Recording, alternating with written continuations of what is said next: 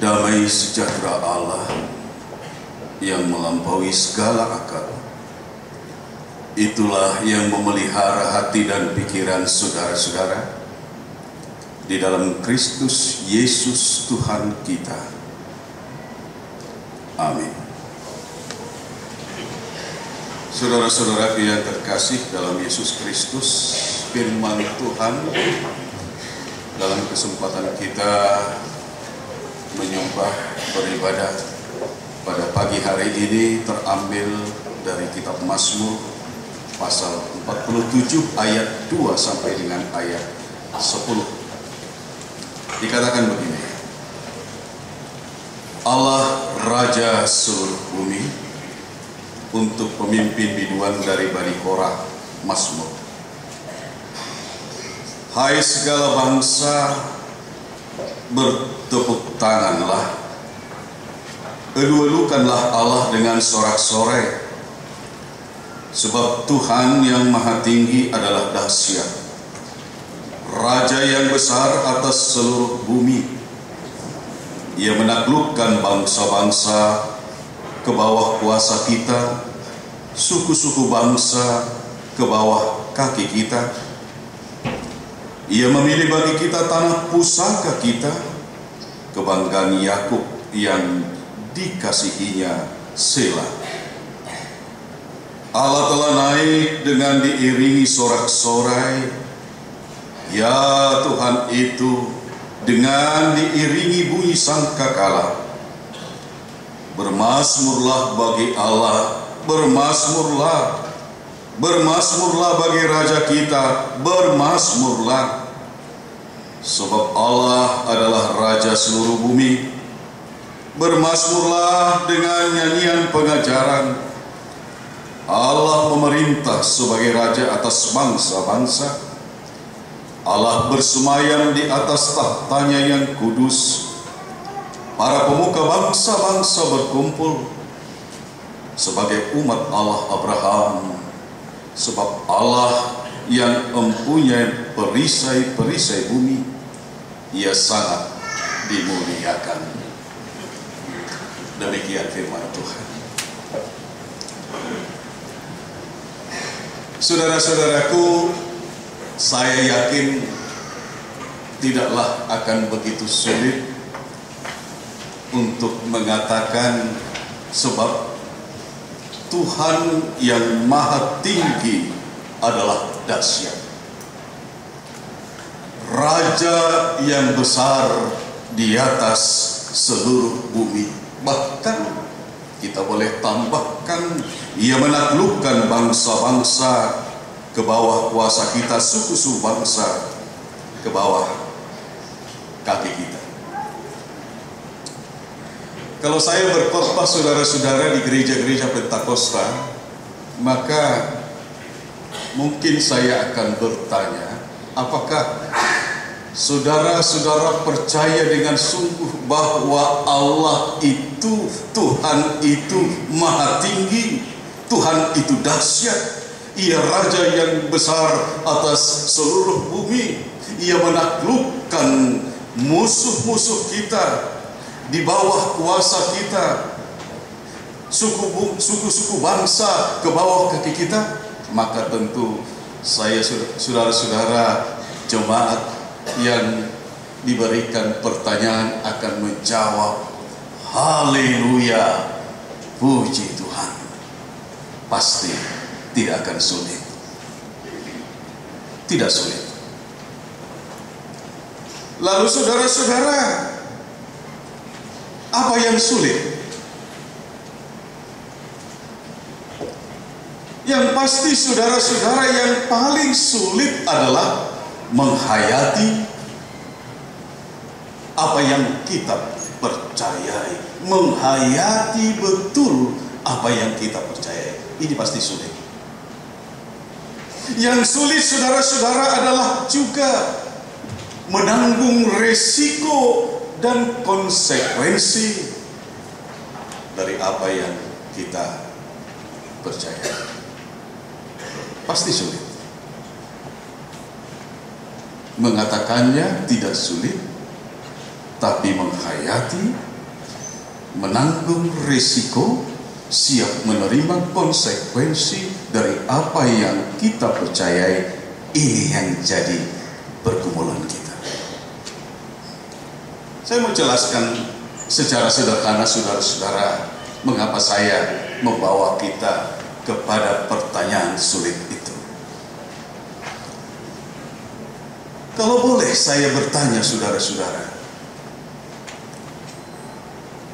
sulitkah atau tidak bagi saudara dan saya bahwa Yesus itu, mempercayai Yesus itu adalah Tuhan, Yesus itu adalah kurios? Saya yakin saudara-saudara, orang Kristen juga akan menjawab pasti tidak sulit. Betul, saya percaya bahwa Yesus itu Tuhan. Pasti Yesus itu kurios. Saya percaya. Tapi apakah saudara-saudara tahu bahwa sesungguhnya pada waktu yang lalu ribuan orang Kristen pernah menanggung resiko yang tidak gampang, yang tidak mudah, bahkan sangat berat, bahkan mengalami kematian yang mengerikan ketika mereka mengaku bahwa Yesus adalah kurios.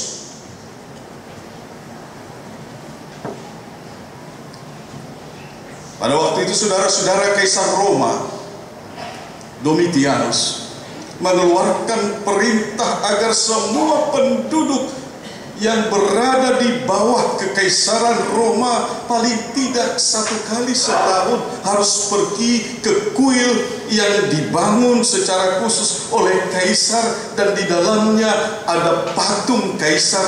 Setiap orang sekali setahun harus pergi ke kuil itu, membakar dupa, bersembah di depan daripada patung kaisar, seraya mengatakan kaisar itu kurios,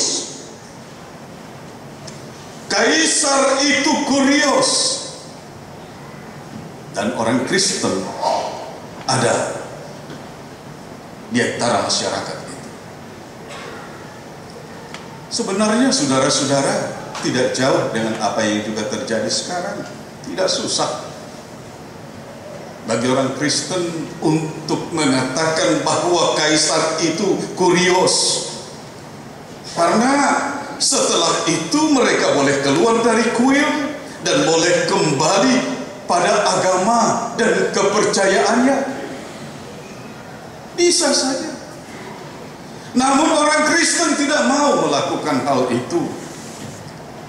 Mereka telah dengan sungguh hati mempercayai bahwa hanya ada satu kurios, hanya ada satu Tuhan, yakni Yesus Kristus. Karena itu dari diri mereka sendiri sungguh-sungguh tidaklah mungkin untuk sekalipun dengan kata-kata, sekalipun hanya sekedar kata, untuk mengatakan bahwa kaisar itu kurios. Dan tentunya saudara-saudara, bagi kaisar ini dianggap pembangkangan, ini dianggap pemberontakan, ini subversif.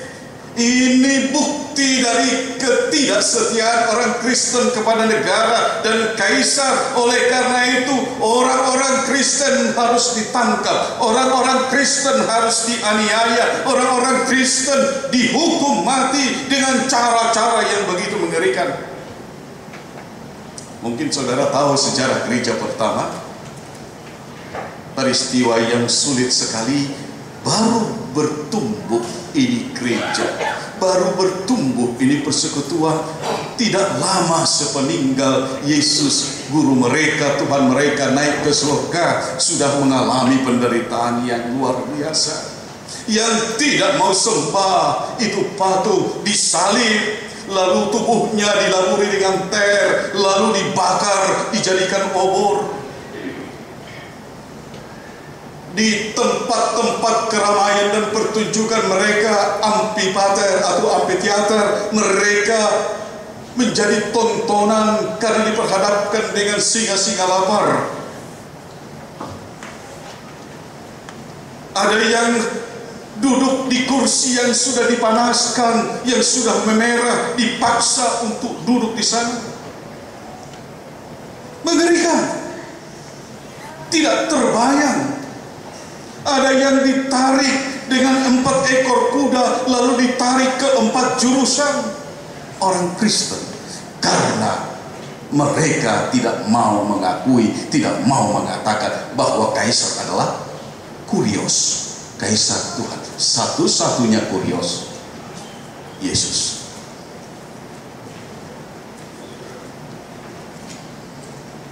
Karena itu saudara-saudara, saya berkata bahwa percaya itu mengandung risiko. Bahkan risikonya kadang-kadang begitu besar. Bahkan kita memang selalu diuji. Apakah kita percaya sungguh-sungguh atau percaya yang palsu?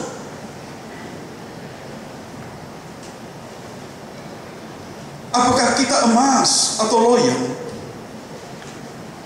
Apakah kita sejenis batu akik yang bagus atau yang biasa-biasa? Saudara-saudara, tapi saya juga mau mengatakan bahwa itu tidak hanya terjadi pada waktu dulu, juga terjadi di tempat yang tidak jauh dari kita. Saya mau katakan saudara-saudara, semua itu masih terjadi sekarang ini. Ada catatan kedua saudara-saudara yang dikatakan dalam nats kita, yakni soal tanah. Ayat 5. Ia memilih bagi kita tanah pusaka kita, kebanggaan Yakub yang dikasihinya. Tanah bagi Israel adalah anugerah Tuhan, harus dijaga dan dirawat. Merawat tanah berarti melaksanakan perintah Tuhan. Tanah bagi orang Batak adalah salah satu penampakan daripada 3H, Hagabiun, Hamoraun, dan Hasangapon. Tanah adalah wujud dari tubuh nenek moyang yang senantiasa harus dijaga dan dipertahankan sebagai lambang hara Jawa. Karena itu saudara-saudara, kalau ada generasi muda yang bertanya kenapa sih itu dibangun, tugu, karena memang bagi orang Batak itu simbol atau lambang dari hara Jawa. Tanah itu wujud dari tubuh nenek moyangnya. Dan saya yakin sampai sekarang masih banyak orang tua berpesan kepada anak-anaknya, terutama kalau mereka di perantauan, muluma teawama rakdoh inung wate buat kami tuh hutan. Pemahaman itu.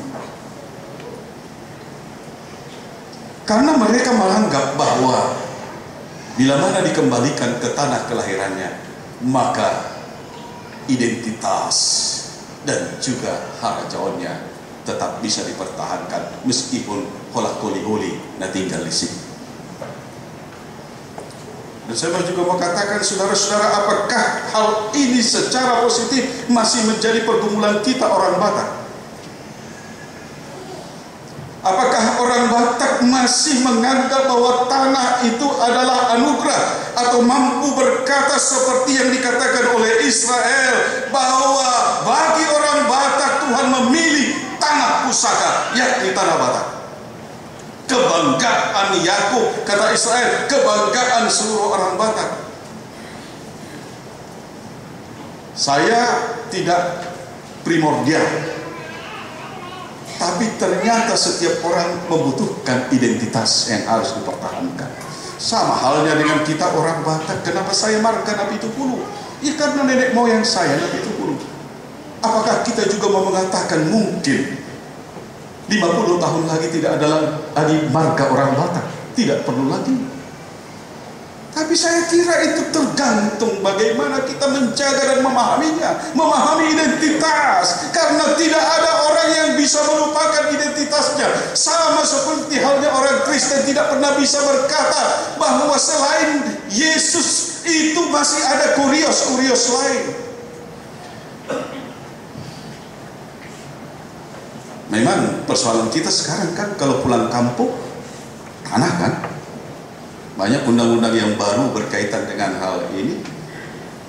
Tapi tidak heran sekarang saudara-saudara kita mendengar kalau tanah dijual dengan harga mahal. Apakah saudara-saudara percaya bahwa di Tanah Batak tidak ada HIV/AIDS? Oh, itu banyak sekali. HIV/AIDS sudah terbiasa di sana. Kalau ada orang meninggal ditanya kenapa, alani sahid nggak mau biru, nina. Oh, berarti orang sudah tahu HIV/AIDS. Apakah saudara masih percaya bahwa Danau Toba itu masih indah? Oke, di tempat tertentu. Pergilah ke Balige, Anda lihat tenda-tenda biru. Seperti lagunya siapa itu? Desi ya? Tenda biru katanya. Saya pikir dulu waktu pertama-tama dengan teman-teman pendeta, itu pendeta Daniel tahu itu, sudah pernah survei dia ke sana. Dia foto-foto itu. Tenda biru. Siang jadi tempat makan, malam jadi tempat. Apakah tanah Batak adalah pusaka pemberian Tuhan? Akhir-akhir ini memang saudara-saudara, sekelompok orang-orang Batak yang mencintai Danau Toba mengorganisir diri beberapa kelompok dalam rangka menjawab pergumulan ini. Ada yang memiliki semboyan cinta tanah air, berarti cinta kampung halaman. Mereka katakan bahwa kawasan Danau Toba adalah pemberian Tuhan, karena itu dia harus jadi berkat di atas bukit. Saya kira kita harus memiliki peranan di sini, saudara-saudara. Panggilan iman kita mengatakan bahwa itu adalah pusaka pemberian Tuhan. Selamatkan, jaga. Israel sampai sekarang bertahan, tidak boleh satu jengkal pun tanah itu diberikan kepada orang lain, karena itu adalah warisan nenek moyang mereka, pemberian Allah kepada nenek moyang mereka. Terserak mereka ribuan tahun setelah mereka menyalibkan Yesus. 1948 kembali berkumpul, kerinduan untuk kembali kepada tanah yang diberikan Tuhan itu tetap menggelora dalam hati mereka, meskipun sudah menjadi warga-warga negara bangsa-bangsa yang berserak seluruh bumi. Tanah pusaka, tanah pemberian Tuhan. Orang Batak yang mencintai kehidupan, yang mau melakukan firman Tuhan, dia harus memberikan hatinya, perhatiannya kepada Pasuk. Dan yang terakhir, saudara-saudara, saya sengaja hendak mengatakan ini karena spesifik sekali dikatakan di ayat 8, sebab Allah adalah Raja seluruh bumi, bermazmurlah dengan nyanyian pengajaran. Saya tidak akan sebut nama. Si X, usia 17 tahun, sekelas putri saya, di sebuah SMA di Jakarta Timur, bercita-cita ingin masuk ke Fakultas Hukum Universitas Indonesia, sama dengan putri saya. Sama-sama kursus, dan bahkan sering ke rumah belajar dengan teman-teman kelompoknya. Dia sangat pintar berdoa, laki-laki, dan pintar juga menyanyikan buku ende dan kidung jemaat. Tiba-tiba kepada 3 orang sahabatnya dia mengirimkan Snapchat live. Dia letakkan Snapchat ini, HP-nya ini di bawah kakinya, dan dia mengirimkan secara live proses penggantungan dirinya, dan dia mati. Jadi temannya 3 orang menyaksikan terus-menerus proses mulai dia berkelojotan, menggantungkan diri, dan dia mempertontonkan tali yang disimpul dengan baik, dia gantung, lalu sampai proses meninggal. Saya menangis. Apa ini? 17 tahun. Keluarga baik, hubungan baik. Apa ini? Saudara-saudaraku yang dikasihi oleh Tuhan Yesus Kristus, saya juga mau mengatakan melalui peristiwa seperti itu, bahwa memang kita tidak mudah memahami apa yang dipikirkan oleh anak-anak muda kita sekarang, remaja kita. Memang tidak mudah untuk bisa memahami apa yang menjadi pergumulan mereka. Seolah-olah kematian itu adalah barang tontonan. Meskipun negara kita mau mematikan orang juga mesti ribut-ribut ya, bercerita-cerita. Saya tidak mau juga mensinyalir atau menyatakan bahwa itu benar. Lalu ada satu keluarga yang bekerja di BNN, yang juga bagian dari keluarga itu berkata, tampaknya aman, dia baru pakai. Pakai apa? Itulah halusinasi.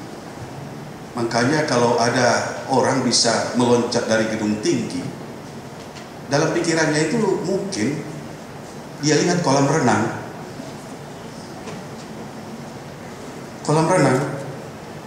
HP 10 itu tingkat, termati kan? Warna kolam renang, tahu-tahu betul di kolam renang. Dia meloncat, dia pikir ke kolam renang, padahal gedung tinggi itu halusinasi. Ya, anak saya terpaksa untuk mendampingi. 3 hari saya harus mendampingi dia ke kuburan karena sahabatnya di Pondok Kelapa. Dia menangis dia. Sampai sekarang belum saya ceritakan apa yang menjadi analisis kami supaya tidak terpukul hatinya. Tapi saya mau katakan, saudara-saudara, pengajaran seperti apa sekarang yang kita berikan kepada generasi muda kita? Dengan kita bernyanyi, berkantate, maka pertanyaan pentingnya sekarang, bagaimana mungkin kita bisa bernyanyi bila mana generasi-generasi muda kita mudah sekali mengakhiri hidupnya, mudah sekali berhalusinasi, mudah sekali untuk terjebak kepada rayuan-rayuan daripada dunia. Generasi muda sekarang yang setiap saat mengancamnya.